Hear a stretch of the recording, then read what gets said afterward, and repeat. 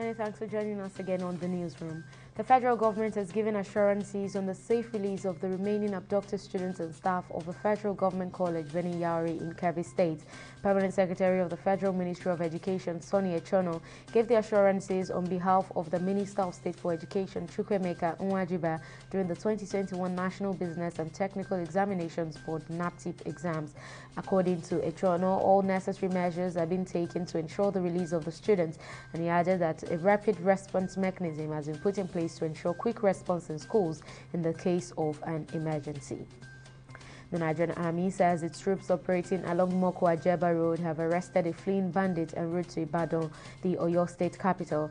The Director of Army Public Relations, Brigadier General Onyema Onwachukwu, said upon a body search, the occupant of the vehicle was found to be in possession of a pair of camouflage uniforms, military boots, a knife, and substance suspected to be charms. Onwachukwu said the suspect was later discovered to be fleeing from the ongoing operations in Niger State to a safe haven. He has since been handed over to the police at Mokwa for further investigation.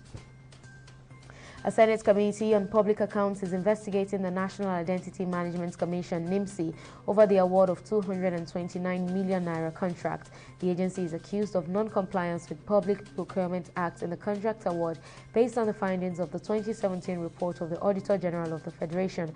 According to the report, the Office of the Auditor General observed that there was no payment of 45% of the contract sum as against the mobilization fee of 15%, while subsequent payments were also not backed by an interim performance certificate as required by Section 35, subsection 2 of the Public Procurement Act of 2007. And the Philippines government is threatening to jail any citizen who refuses to get a COVID-19 vaccine as the country grapples with low vaccination rates and one of the worst coronavirus outbreaks in Asia. The country has seen more than 1.3 million cases with 23,000 coronavirus infections to date, and about 2.1 million of the nation's 110 million people have been fully vaccinated.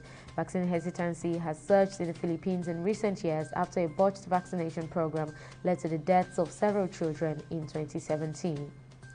The Executive Chairman of the Economic and Financial Crimes Commission, EFCC, Abdurrashid Bawa, has issued a stern warning to smugglers of petroleum products to stop smuggling or face the full wrath of the law.